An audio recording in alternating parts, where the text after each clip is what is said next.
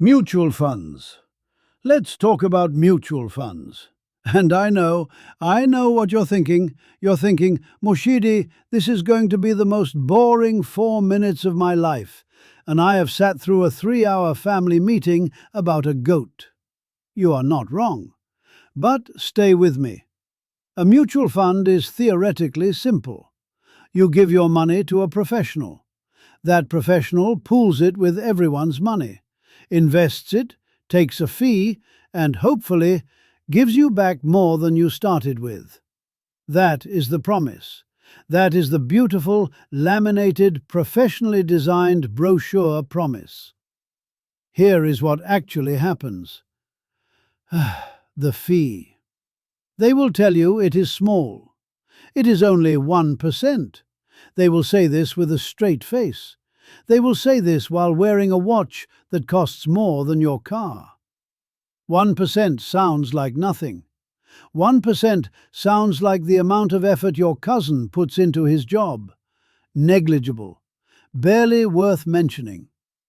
But here is the thing about 1% over 20 years on 100,000 rials.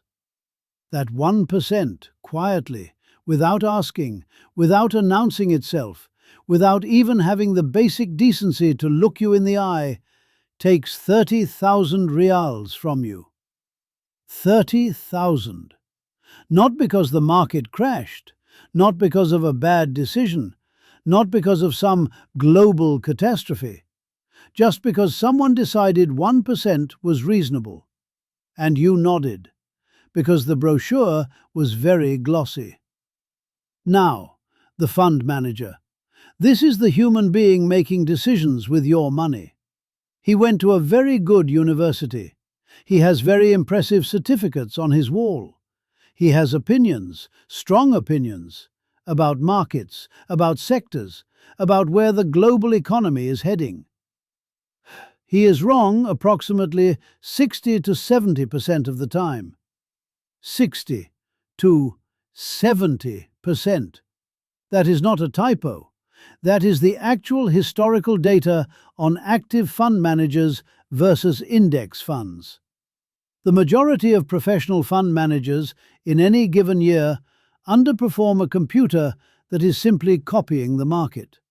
A computer with no feelings, no opinions, no LinkedIn posts about disruption, no quarterly letters explaining why the last quarter was a learning experience. Just a computer, doing math, winning. And yet, we collectively as a species have handed $13.7 trillion to the humans. $13.7 trillion. To the people who are losing to the computer, because they have good handshakes and the office is in a very tall building, and somehow that still means something to us as a civilization. Now, in Oman, we actually understand this instinctively.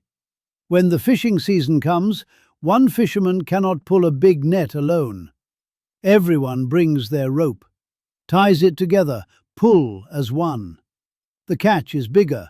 Everyone gets a share. That is a mutual fund. That is the beautiful original concept. Except somewhere between the fisherman on the beach and the glass office on the 42nd floor, someone decided the person holding the rope should get paid whether the fish show up or not. Rain or shine, bull market or complete financial catastrophe. The fee leaves your account. Like a house guest who eats everything in your refrigerator, uses all your hot water, and leaves a handwritten note saying, "Per our arrangement." So what should you actually do? Index funds, low cost, no manager with opinions, no quarterly letters, no watch that costs more than your car. Just a computer. Following the market, charging you 0.2% instead of 1.5. That difference, over 20 years, is your children's university, or approximately 473 family meetings about a goat. Mutual funds are not evil. They are not a conspiracy. They are just a system that was designed by the people charging the fee. And any system designed by the people charging the fee will always be very reasonable to the people charging the fee. Think about that, and then look at what you signed, if you can find it.